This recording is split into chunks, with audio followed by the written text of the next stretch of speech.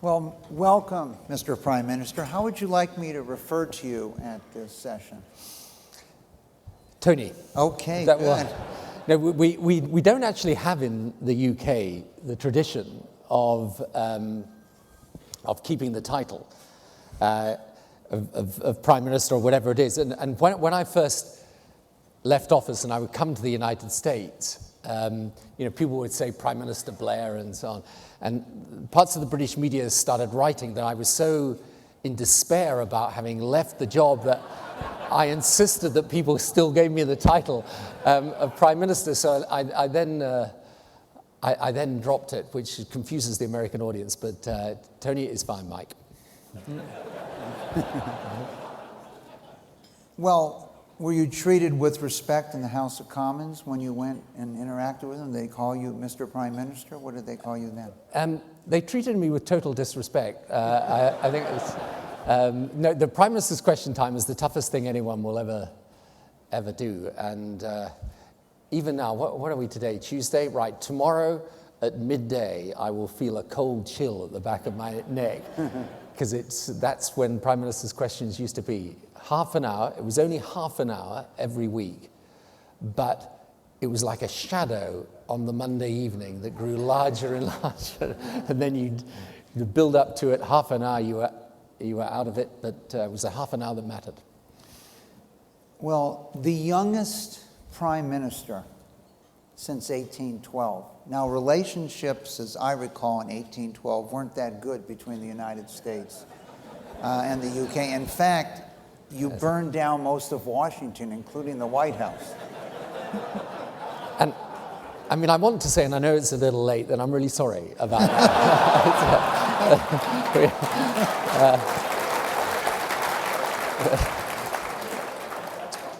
Well, I mean, we're both getting over it, I think. Well, possibly not, but. What was it like becoming Prime Minister at 43?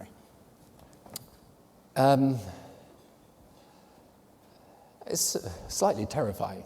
I mean, I think one of the things that's very strange about the world of politics is that you get no real preparation to take on one of these jobs. I mean, I've been in opposition for 18 years. My party had been out of power for 18 years.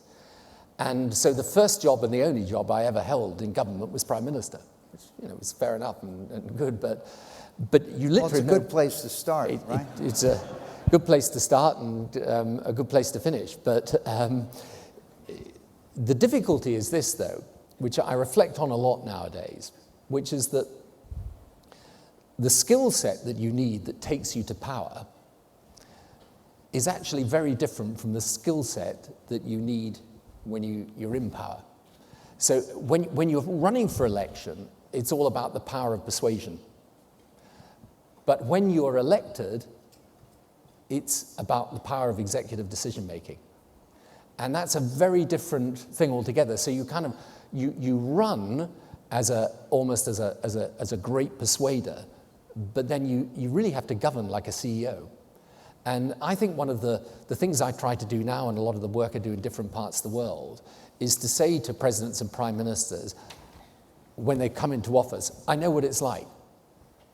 And you sit there in the first part of your time in office, just with a lot of uncertainty. And it takes you some time to really learn how to do it. Well, you served the longest, I think, of any Labour Prime Minister. And how is your life different? How is the life of what you're doing today more potential freedom than it was when you were Prime Minister? As you compare and contrast, you're still traveling the globe, you're meeting with leaders around the world. How would you compare the two? Well, the one thing I've learned is that it's a lot easier to give the advice than take the decision. So I've learned that lesson. But I think the big difference is when you're Prime Minister or President, you deal with things that come on your desk that you don't seek, but they come on your desk, right? So a great British Prime Minister, Harold Macmillan, once, when he was asked what was most difficult about being Prime Minister, he said, "Events, dear boy, events." And The difference is now I can choose the issues. So I concentrate on certain key issues, this countering religious extremism, Africa governance, Middle East peace process, and so on. Whereas when you're Prime Minister, I remember spending 6 months of my life dealing with the worst outbreak of foot and mouth disease in the UK. I became an expert on foot and mouth disease. Now, that wasn't my motivation for coming into politics, frankly, but I had to deal with it. Let's talk a little bit about Europe. Many of the countries in Europe have now gone through a multi-year austerity effort. The challenges for Greece, the challenges for Spain, challenges for Italy, and the challenges for the UK. Do economic austerity programs work, in your opinion?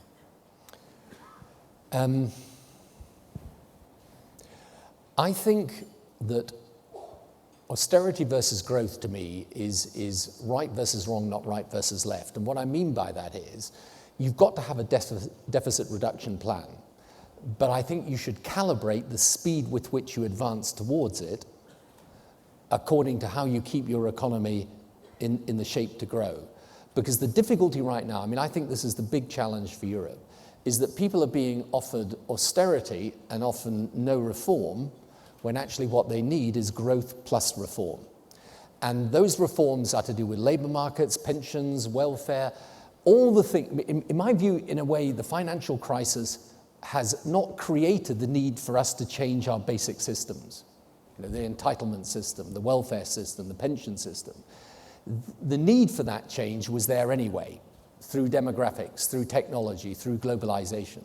What the financial crisis has done is really expose and accelerate the need for that change. So you've got countries in Europe now that have got to take these immensely difficult decisions, where their public is going to resist taking those decisions often. If they've got to do that without growth and without jobs, that's a very, very tough thing. And I think the political and social strains of that are becoming evident. Lacking really the power to tax, can a common EU fiscal policy be successful? Is it desirable? I don't think you can have a single currency union without some fundamental and basic cooperation on the fiscal side. So, look, you don't need to have the same tax rates, precisely. I think in the United States of America, as I understand it, there are different tax rates between different states. Well, for example, we're here in California today, and I've noticed that my own personal marginal tax rate's up to 74% now. But California actually receives only 87 cents back for every dollar in taxes it pays, whereas, say, a state like New Mexico receives $2.63. So it isn't evenly distributed between the states. Some states pay more in, get less back some. Yet the 50 states act peacefully. They're part of a common union, common currency. And so really, last year there was significant debate in financial markets whether the European community would stay together. Today, there's much more common agreement that it's probably going to stay together. Yes, look, the political will, the thing to understand from outside of Europe is the political will to keep monetary union is very, very strong, because people fear if it breaks apart, the European Union starts to break apart. In addition to that, people look at the costs of breakup and they say, is it really possible to reintroduce old currencies? What would be the effect of a country in doing so? So the political will and the economic cost of breakup is keeping the European Union together. The European Central Bank has pumped liquidity into the system. That's brought down the bond yields in Spain and Italy and elsewhere. But here is my qualification on this. It has only given us time and space to take other decisions. It isn't a substitute for those other decisions. And the whole problem with the single currency arose because it was an idea motivated by politics expressed in economics. And the tension between politics and economics is still there. So the political will to keep the single currency may be vast, But you're only going to keep it if, in my view, as well as the liquidity issue, you resolve the solvency question, particularly in the banking system, and you resolve the growth question. If you don't have all three of those components in place, you've still got a big problem. So I'm in Germany, and I might be working to 70, and I notice, that we're going to retire between 50 and 60 in Greece, or 60, 62 in France. We're all part of the same system.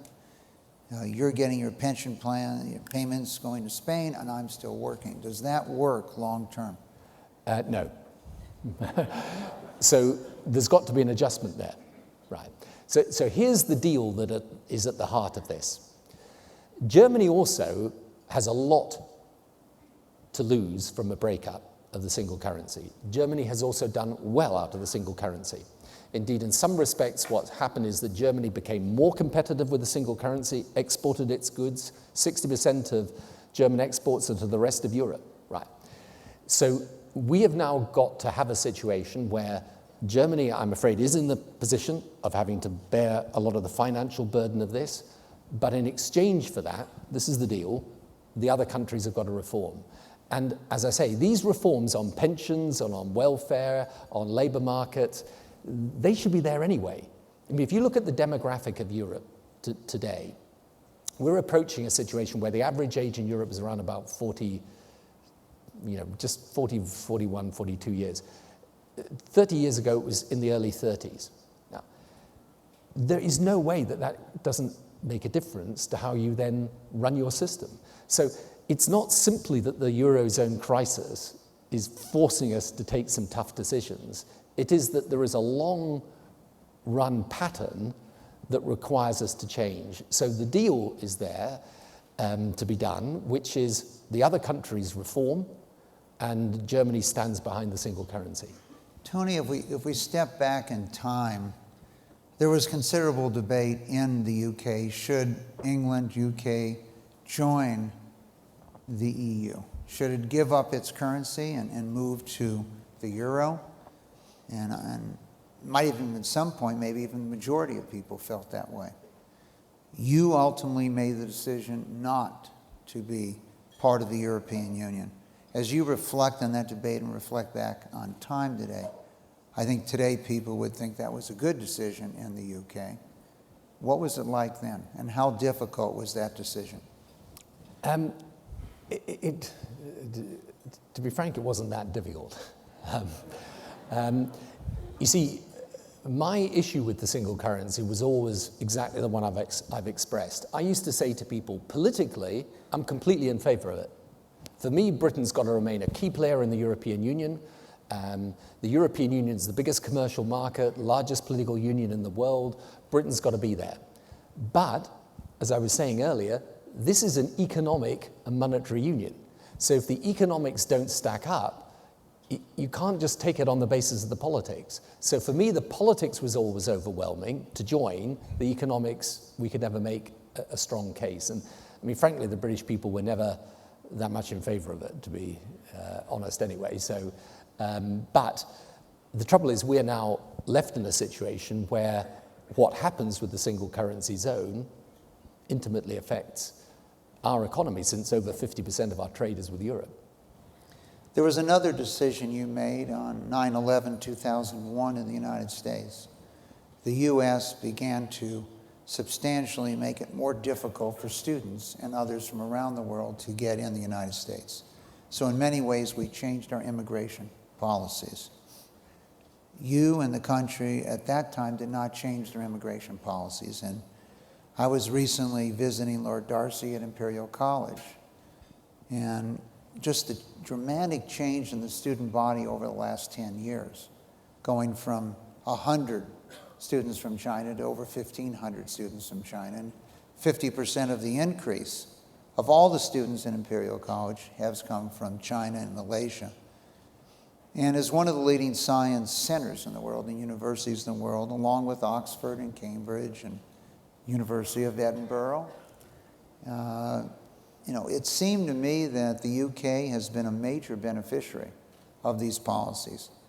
How difficult was it not to change your policies then, and what about the current mood in the UK on immigration and students coming in, et cetera? Well, that was a difficult decision because I remember actually having the discussion in the cabinet room in Downing Street, where because the US was tightening its rules, people said, we should follow suit. And I said, actually, we shouldn't, because they're going to keep out a lot of people that would enormously enrich American universities if they allowed them in, so let's take them. I mean, they're our allies and we love them, but if they're going to go down that path, let's be beneficiaries of it. And you see, I think the world today works by connectivity, right?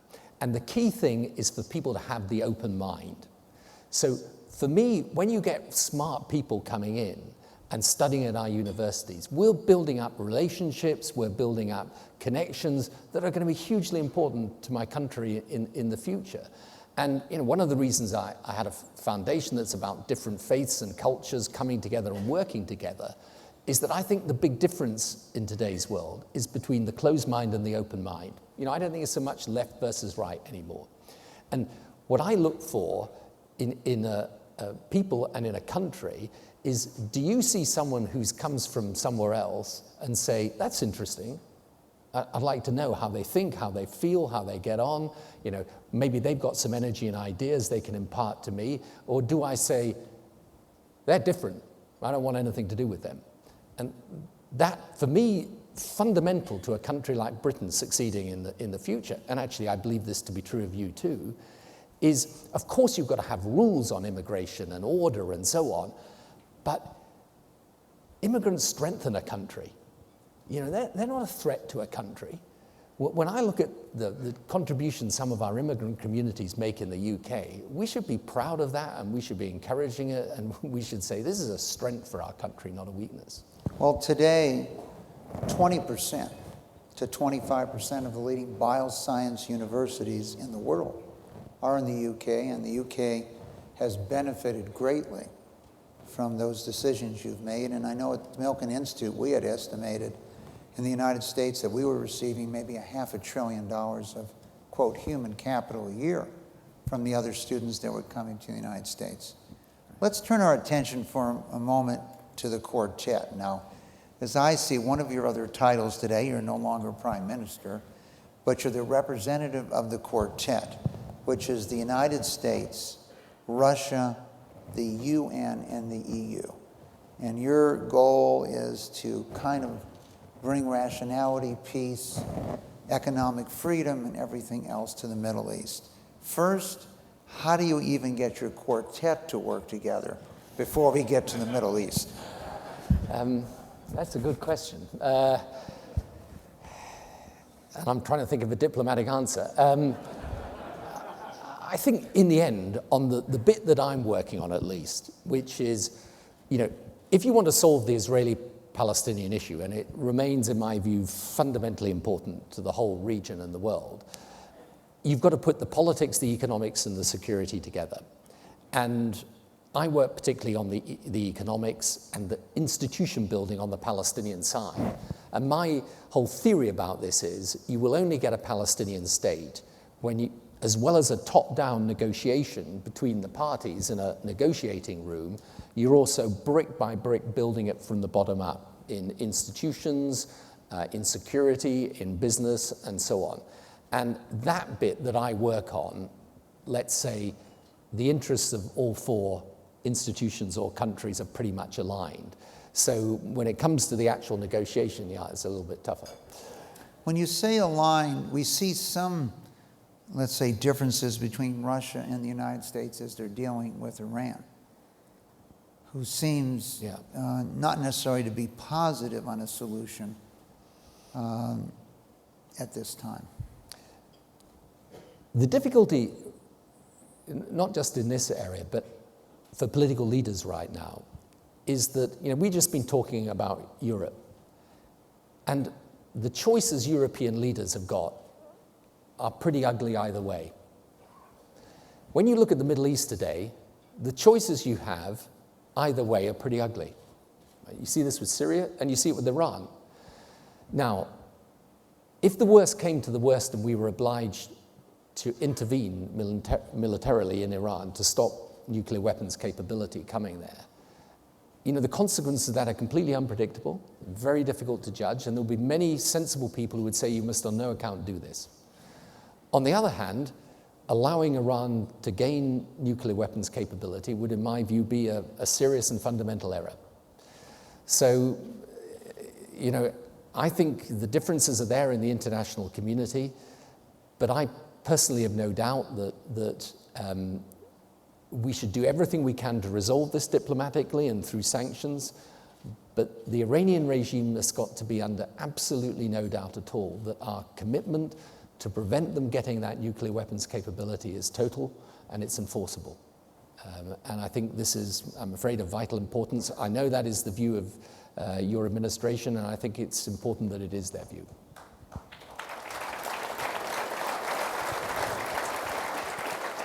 We have a number of leaders in the business community here from around the world, 50 countries or 60 countries. What role could they play to help your efforts in the Middle East? Well, I think that there is look, the Palestinian economy is a small economy.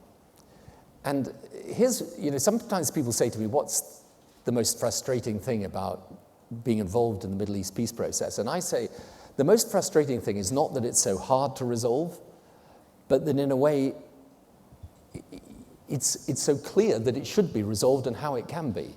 Because the only thing that works is two states living side by side in peace, two states for two peoples. Right?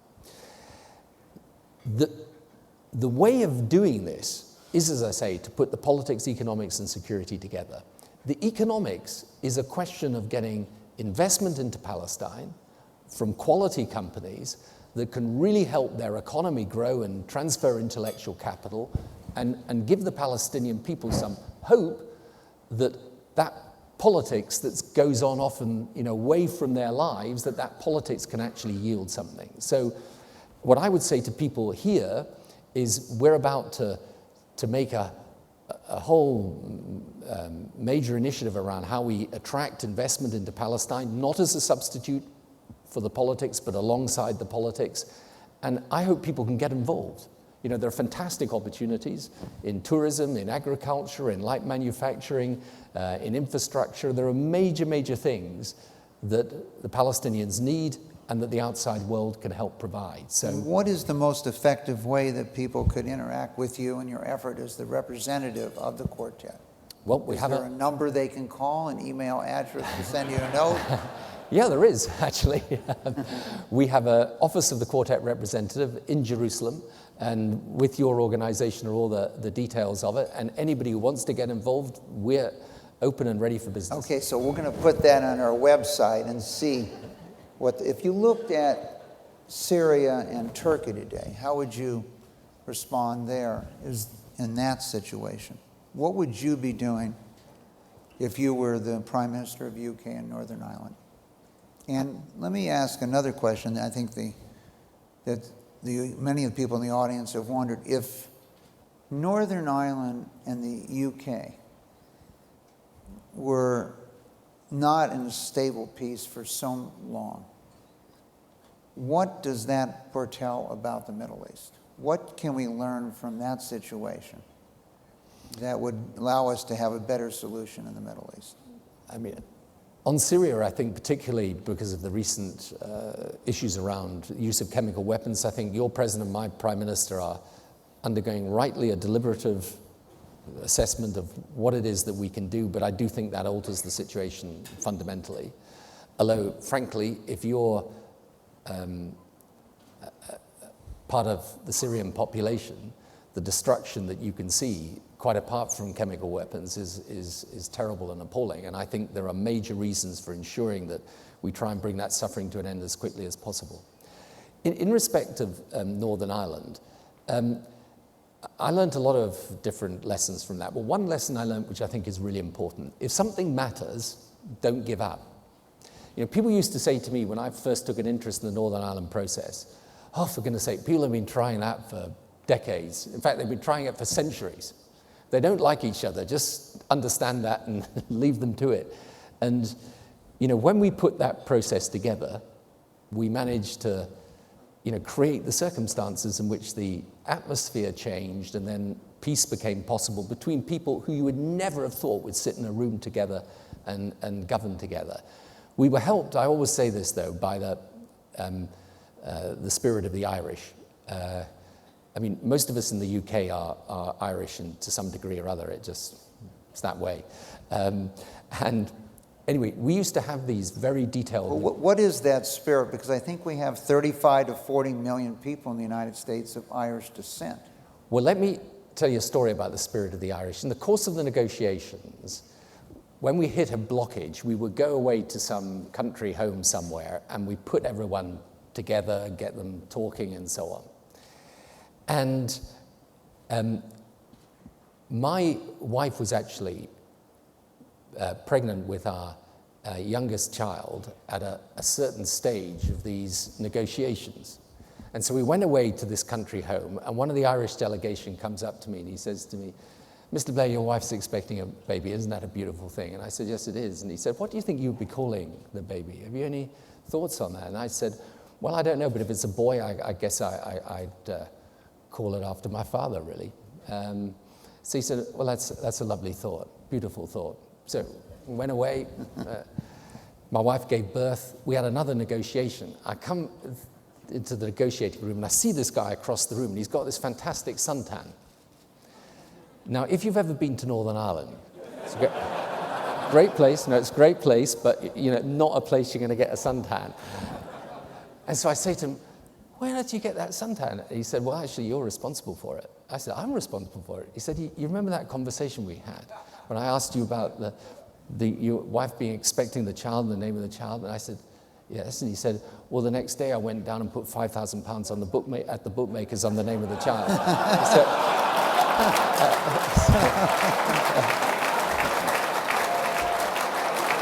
So that's the spirit of the Irish.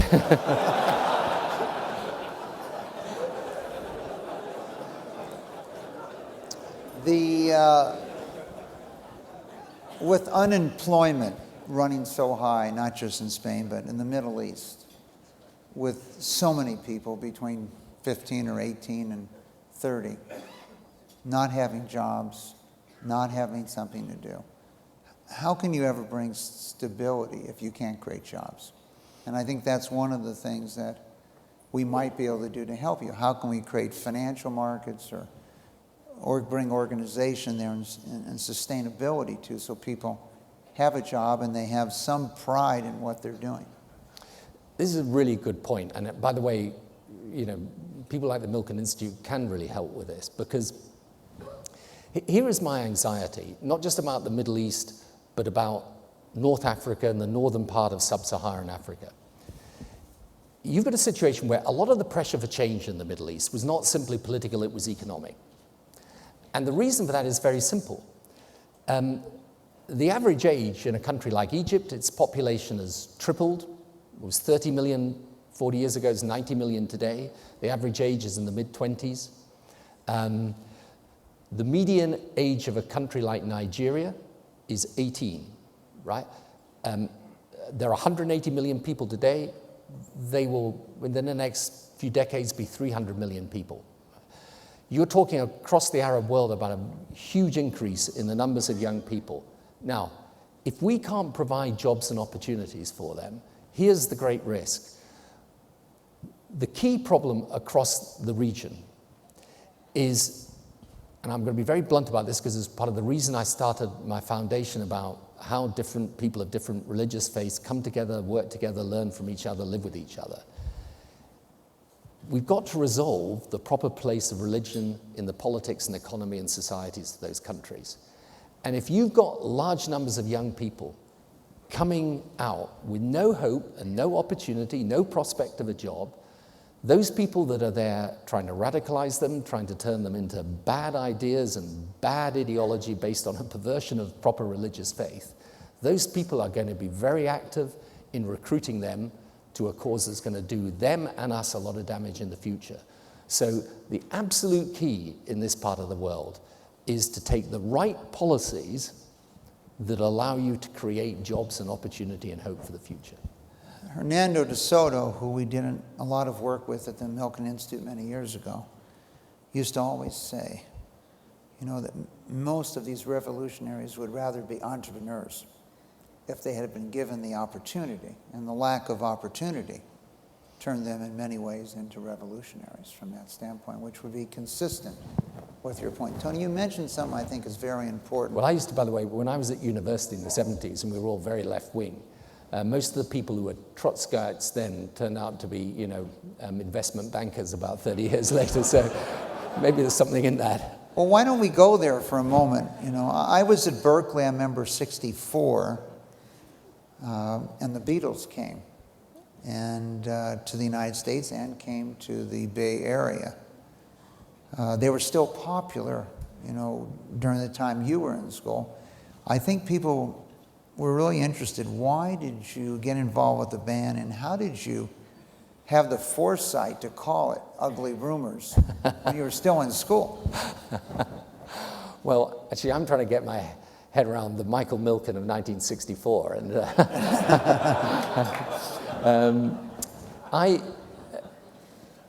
I think one of the free speech movement didn't start until a few months after I arrived. So there's always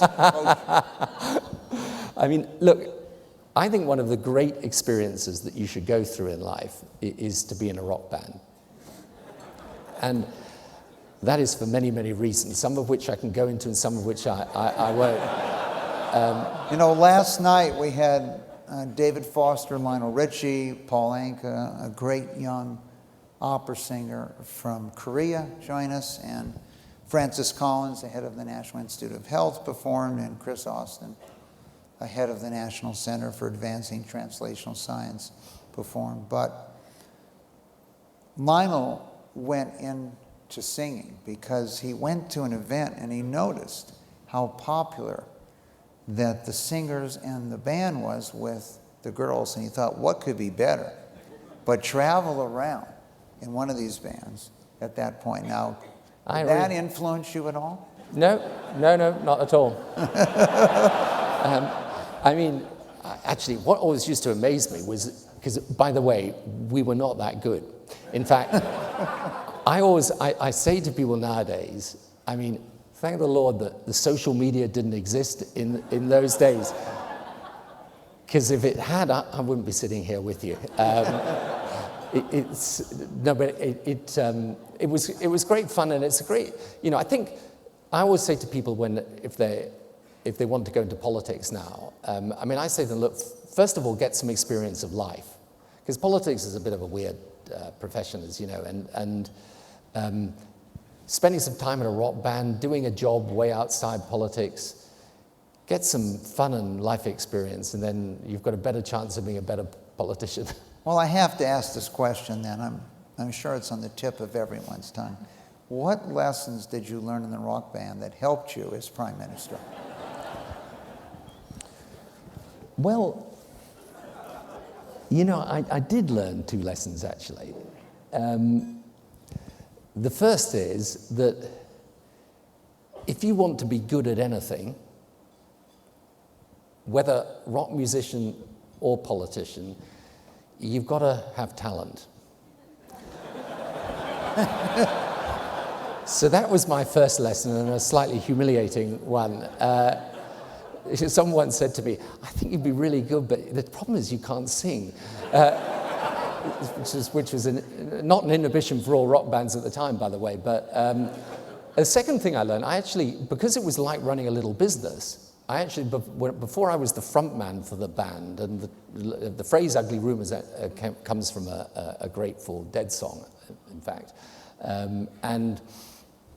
But I also was, for a time, used to drive the van and was the roadie, which was, of an unsuccessful band, you can't get much lower in the social stratum than that. But just basic things like how you managed to get paid, and what were the costs of running the van and buying the equipment versus what you got for the gig. Yeah, and I learned a lot. I only did it for a year or so, but it was great fun.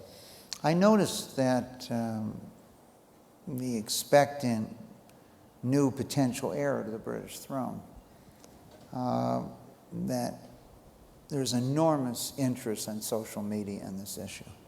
You, I think, were the first prime minister in more than 130 or so years in the UK that actually had a child while you were prime minister. What interest did the British press and everyone have in those 4 children over time? Yeah, no, it was the first time there'd been a child born to a sitting prime minister in Downing Street for 130 years, which makes you wonder what the rest of them were doing at that time. But I mean, it's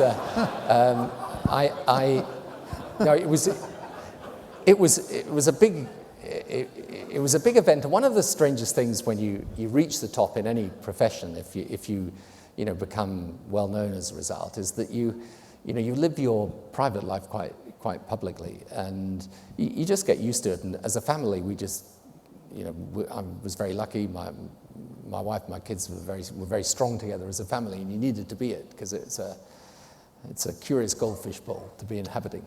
You mentioned something before I think we should follow up. I know your religious faith has played a large role in your personal life as well as your political life.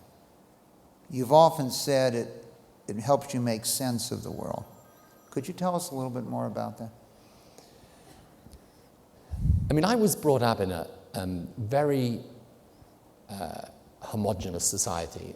Northeast of England, everyone was basically like me, sort of white, middle class, same faith, right? And I really had no different experience until I went to university. And I remember one, actually it was the early morning by then, I'd slightly overindulged, which you can do as a student. And I was actually in the college I was in Oxford, was St. John's College. It was a very ancient college, and I was staggering around the battlements in the early hours of the morning when someone down below shouted up, "You want to look out, mate, you're going to have a problem there." He was an Australian pastor, right? It was my first meeting with him, became one of the most influential people in my life. And we got to become friendly. He introduced me to people of different faiths, and he introduced me to a different idea about faith. So whereas I thought faith was all about how the doctrines operated and the churches you went to and how the vicar or the pastor dressed, he showed me really how faith was about the values that bind common humanity together. And I became interested from that moment, in fact, not just in faith itself. I then actually became a practicing Christian, but interested in other faiths as well, interested in Christian, Judeo-Christian heritage, interested in Islam, Hinduism, Buddhism. And then when I became prime minister later, I realized that the way the world was changing, and with this force of globalization pushing the world together, that unless we found a way for people of different faiths and cultures to get on with each other, we were headed for major problems. So I began my foundation really as a means of saying, this extremism that there is, based on a perversion of religion that's everywhere. It's not just in the Middle East, it's in North Africa, it's in parts of sub-Saharan Africa now, it's in the Far East now, and we've got our own problems. You in the US here with what's just happened, the tragedy at Boston, us with what happened in the London bombings in 2005. How do we create a world in which, in place of this idea of faith as a badge of identity that you wear in opposition to someone else, so if you're not the same as me, you're my enemy, how do we replace that with an idea of faith that is respectful of difference, that understands different people come from different faith backgrounds, and we learn to live with each other properly? So that's what a large part of my charity work now is dedicated to my foundation, Tony Blair Faith Foundation, which is around that. We've got a schools program whereby we link up schools in the West, say in America or the UK, with schools in Muslim countries, for example. How do we get them working together? How do we get them learning about each other? And how do we get them to understand those common values of humanity. Well, let me ask the same question then, Tony. How could we as a collective group help you in this area also? Would it be getting the schools wired around the world, creating the opportunity for shared classrooms between the United States and Africa, Middle East, or Asia, and the same in the UK? Yeah, absolutely. I mean, the fascinating things is there's so much ignorance in the world. You know, it's not unnatural.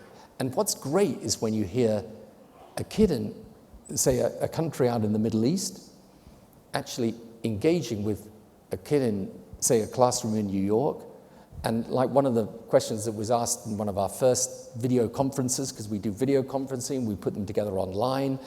We do it all around a very carefully created module that's consistent and accredited by the International Baccalaureate. But one of the first questions was, can you be a Muslim in the United States? Because people don't know, right? Then other questions, you'd get an American guy saying, why do Muslims want to kill us? Right? And through this process of education, you can create change, because these social relationships are what make the world work. And you've got to be, that's active, not passive, right? So how could people get involved? Well, if you've got the ability to put if you've got a connection with a school and you want to join the program, it costs us about $6,000 to take a school in the USA and a school in another part of the world and link them up together. I would like, I've got an ambition to get 1,000 schools from this country. We've already got many schools in different parts of the world, but 1,000 schools in this country joined up to the program. And then I would like to say to governments, because we can't reach every school, I would like to say to governments, this works. I know we've got to take security measures against this extremism, but we've also got to show people we have a better idea than the extremists have. And that better idea is to learn from each other and live with each other. And so I would like to take what we're doing and then say to your government, to my government, and to the governments in these other countries, why don't we put these types of programs throughout our school system and let one part of the education of our children be about different cultures, different faiths, and how we all get on together? Because that's got to be a better idea than these websites and these teachers who are radicalizing young people and causing them to do things that are not just utterly destructive, but in my view, an abomination in the sight of what I would call God. It was interesting.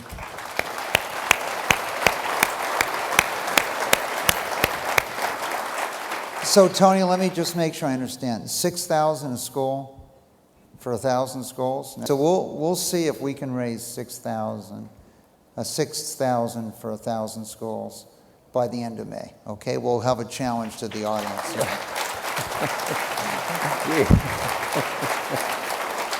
I'm not sure that's a big enough challenge for the audience, but we're going to go with that $6 million challenge. I can make it a bigger one, but that would be fantastic. I mean, okay, so we're going to start you off with that, and I'll start you off with $1 million myself. So there you go. Thank you, Mike. Thank you very much. Thank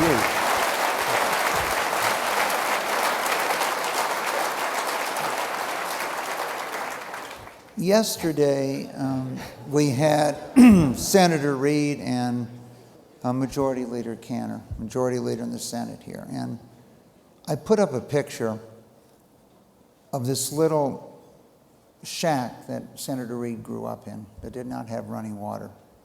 And I think tried to give the audience an appreciation for how he grew up. And I know I lost 10 relatives to cancer before I was diagnosed myself. And my father passed away when I was in my 30s from cancer, and it really changed my life and focus. I know you lost your mother at even a younger age. I think you were 22 when your mother passed away from thyroid cancer, if I remember. A cancer today which would not be really life-threatening today. How did that affect you and how you looked at the world? I mean, I had I look back on my childhood and whenever anyone asks me, I say I had a very happy childhood, but Then my father had a very serious stroke when I was 10. He had a great political career in front of him, actually, as a conservative. But he'd worked his way up from nothing and basically worked too hard. He had a serious stroke when he was 40 and his political ambitions ended. So that was obviously a big problem for our family. And then my mother died when I was just turned 22 from thyroid cancer, as you say. And, there's not a single day in my life that I don't think about her. And it gave me an enormous sense of urgency, actually, about life. I mean, what I try to impart to my own children and to young people is life is unpredictable and it's shorter than you think. And, make the most of it every single day. So it was a spur to me in that way. But I reflect now, she would almost certainly have survived. And that makes me reflect, too, on the progress that does come about. And I think sometimes we get pessimistic about the world. We go through the Middle East and Europe, and one of the things we'll be doing tomorrow with Bill Gates is going through what's been happening in Africa. And by the way, on the disease front, as a result of the interventions by your government, my government, others, by people like Bill, there are real gains. Lives are being saved today. So I also reflect, and I know you do put an enormous amount into cancer research, when decent people of goodwill come together and try and solve a problem, there aren't many problems humanity cannot solve. It really puts their mind to it. And that's why I think, the one thing in my life that is the same today as when I first started, and even after 30 years in politics and 10 years as British Prime Minister, the one thing I can't stand above all other things is cynicism, right? Cynics never do anything, right? The people that do things are the people who believe.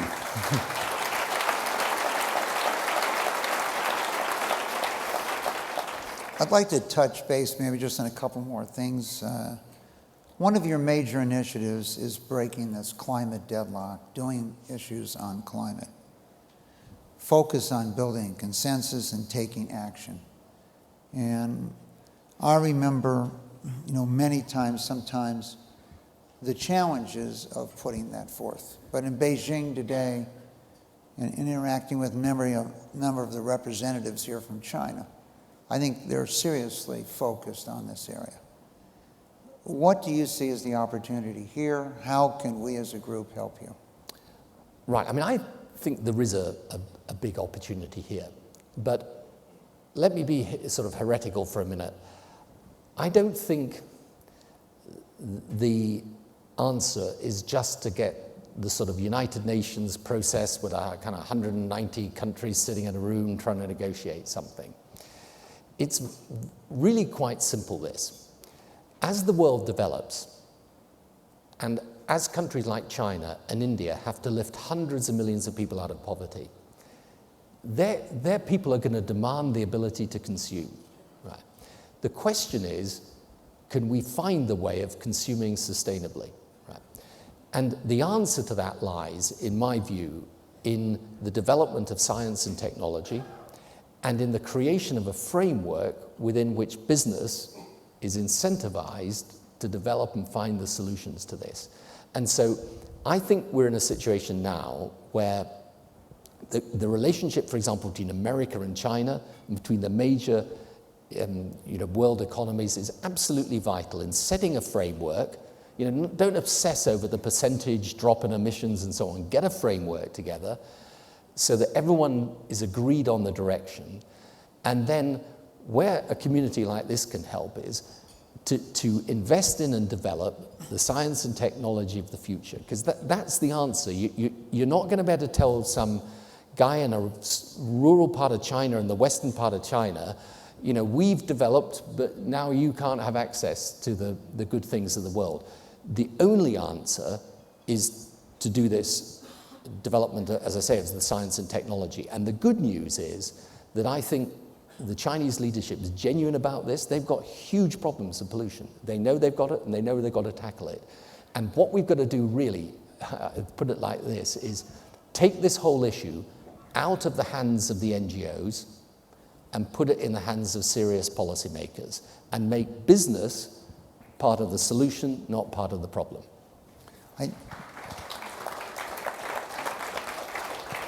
Today, with us today in the audience is Dr. Gary Becker, who along with Richard Sandor and Myron Scholes, myself, Lou Ranieri, over the years have constantly focused on how you can create financial incentives. Can we create financial markets to deal with these issues? And in the case of asset rain in this country, we were very successful by creating financial incentives. So we're going to let you and Gary sit down after this panel and see if we can get those financial centers. Gary's written a number of op-eds in this area, and see if we can move the ball down the playing field a little bit here. Let's talk about the life sciences for a moment. And we've constantly attempted to stress to a financial crowd that the extension of life and the extension of the quality of life is the number one driver of the world economy. And in Southeast Asia, 50 years ago, life expectancy was 43 or 45. Today, it's approaching 75. And obviously, if one had known that, and improving the quality of life has been a phenomenal place to invest, but also a much better place to live today than it was 50 years ago. And tomorrow, we're going to be really focused on Africa. And as you know, and the people joining us for these 3 or 4 days, this year we've really tried to focus on the opportunities of Africa. And the biosciences have brought, in my own opinion, more benefit to South Asia or Southeast Asia or Sub-Saharan Africa than all the foreign aid. The sheer fact that if a woman has AIDS, her children can be born without AIDS. And the sheer fact we can solve many of these problems. From a medical bioscience area, as you travel the world, and I used to think I traveled a lot in 30 countries. You were in, what, 60 last year? So how do you see modern medical science, and how could we do a better job deploying that around the world? Well, I think it's a really important issue for policymakers. And of course, I think these developments have got a big part to play in designing the healthcare system of the future. From a policy, I mean, you know far more about the technical and bioscience details, but here's what I think is an interesting reflection for policymakers. You see, part of the difficulty with being a political leader is that your experience that you have often doesn't equip you with the ability to come up to date with the speed at which the world is changing, and in particular the way that technology can transform the solutions to some of the problems you're dealing with.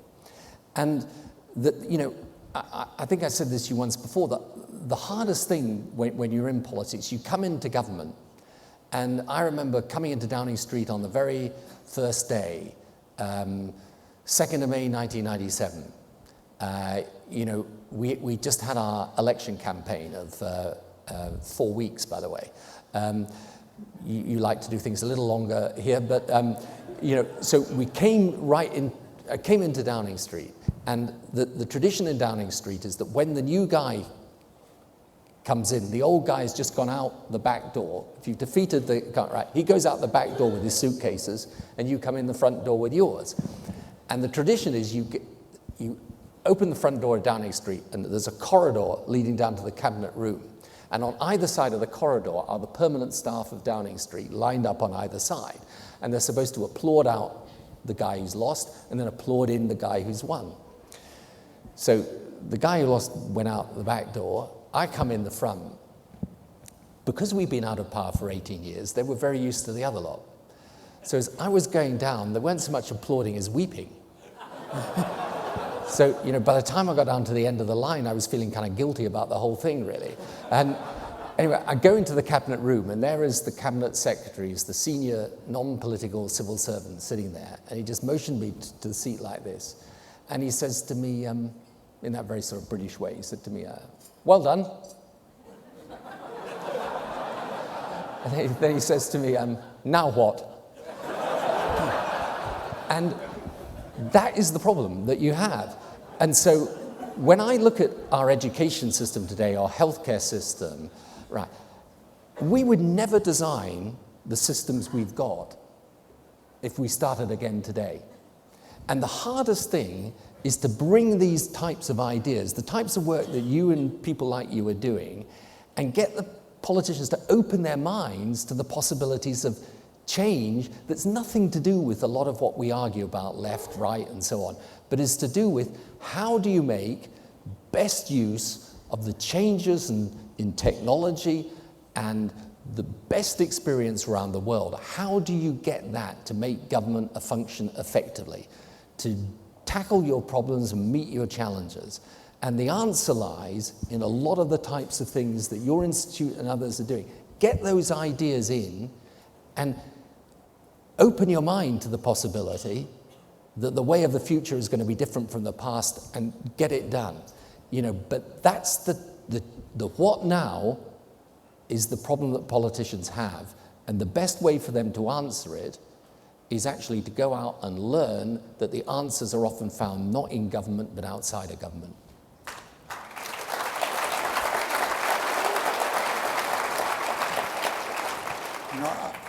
We've been very focused in trying to present to people disruptive ideas, things that change industries, and the sheer fact, if you're not exposing yourself to these different ways of doing things, that your company potentially or your organization is at risk. And it's so hard, as you know.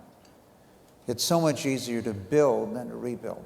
So if something doesn't, and as you travel the world, the opportunity to bring to countries what works rather than what didn't work, where they didn't have infrastructure. And that's one of the reasons why in our country that our telecommunication systems aren't necessarily as good as other developing countries around the world.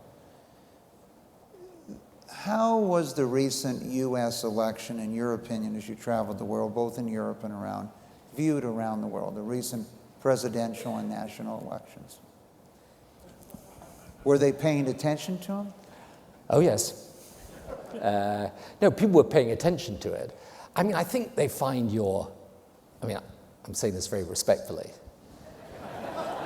I don't want to reawaken 1812 memories, but I think they find your primary system a bit curious at points. But no, look, people turn on to it hugely because it matters to the world.